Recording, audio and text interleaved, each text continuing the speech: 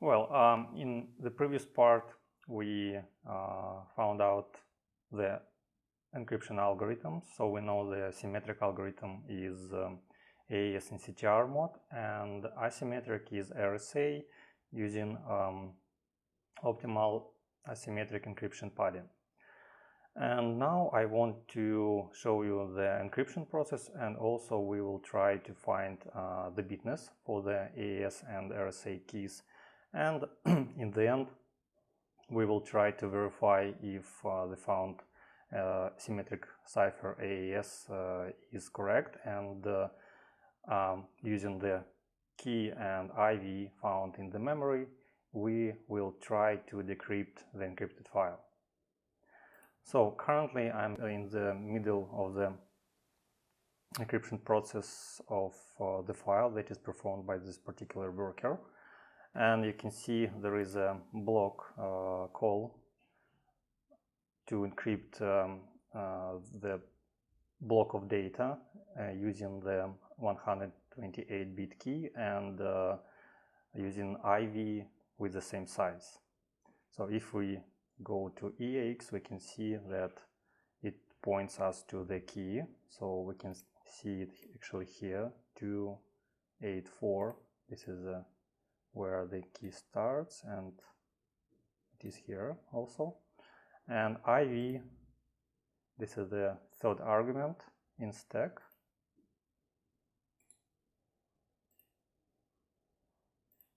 So it points to 274, and 274 starts here and ends before the 16-byte key.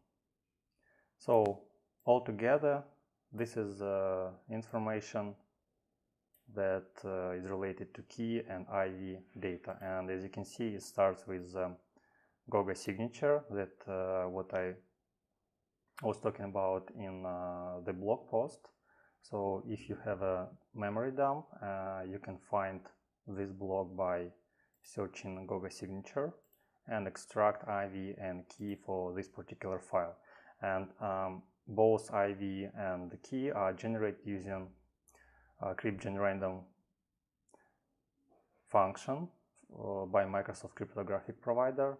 The random block is 32 bytes. Half of the block is IV and another half is 128-bit key. So let's resume the process and see what will happen here. So we are stopped in the middle of AES encryption. So this particular instruction is AES acceleration called AES-NI, created specifically for AMD and Intel CPUs. And so this instruction allows us to encrypt, to perform one round of AES encryption by a single CPU instruction. I'm going to remove breakpoint here. Then we have a function that reads file. So if we go to process monitor, we can see this is a read file activity.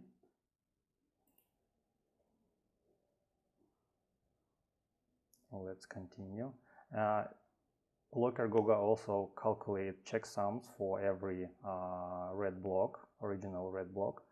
And finally, it calculates the final checksum, which is added to the end of the encrypted file.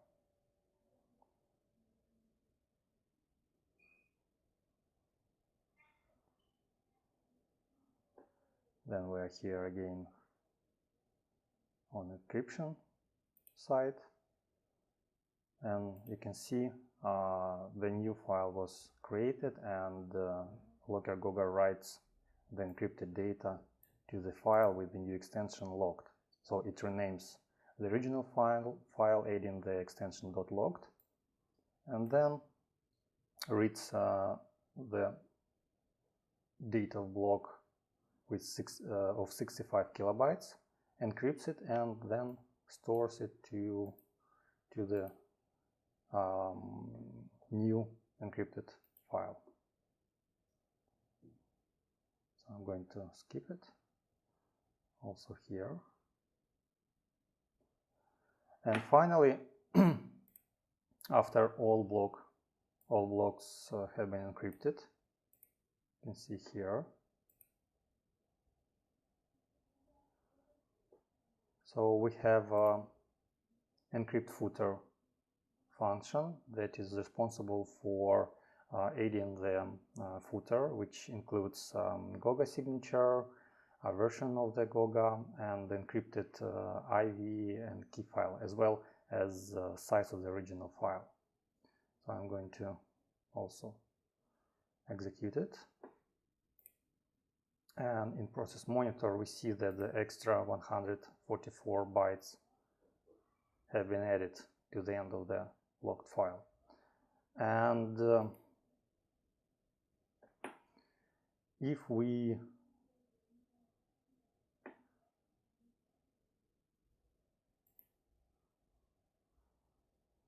go to the location of the encrypted file and take it and take a look inside of the file,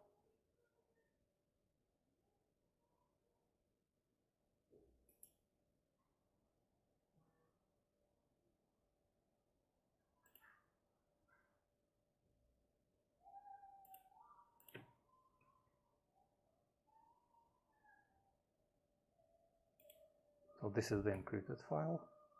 Let's open it in Hex editor. And if we go down to the place where the footer was stored, we can find the Goga signature.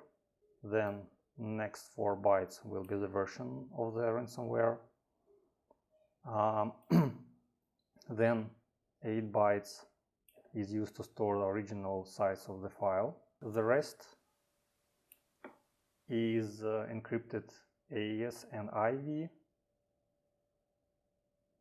using RSA public key. We don't know the bitness, however, we are going to figure out. And 4 bytes before Goga signature are checksum of the original data in the file. So if we are going to decrypt the file using the ID and key that we can extract from the memory, so first we need to remove the footer, save only encrypted part,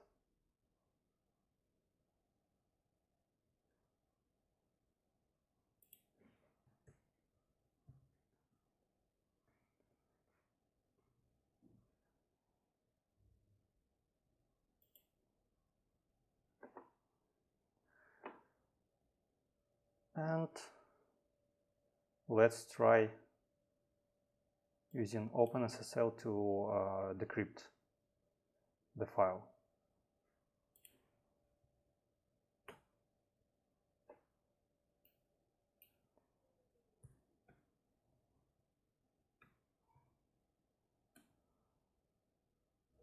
We are going to use AS128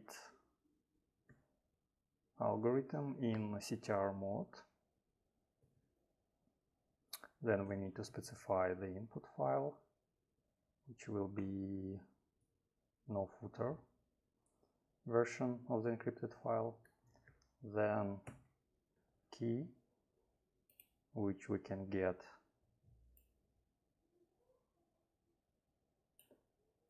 from the memory.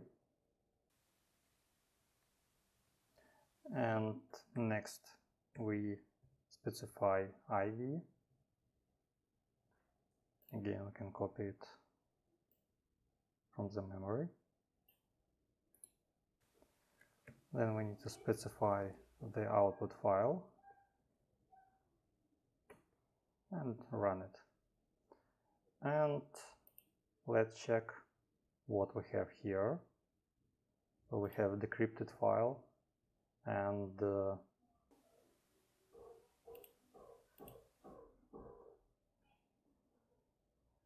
and compare what we have. So both files are identical. Actually, we can open it and see that indeed we have original content here. We verified that the file was encrypted using AES in CTR mode using 128-bit key and IV. Next, we can go back to our main function where all the encryption process is performed, and here we have in the very beginning of the function we have a part responsible for loading the public key. So here it is in the very beginning of the code. So let's copy and try to parse the key, the RSA public key, using OpenSSL. So I'm going to go to OpenSSL.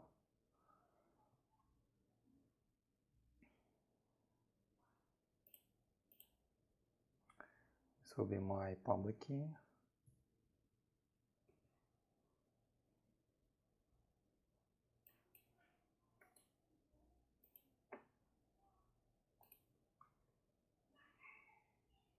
Let's clean it a little bit.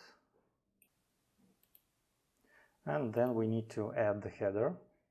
So our OpenSSL tool can correctly parse, can recognize that this is the public key.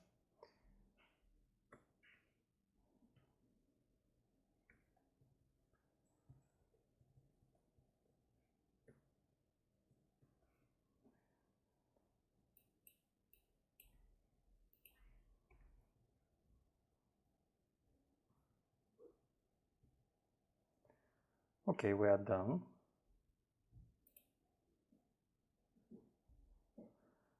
Then we need to start it.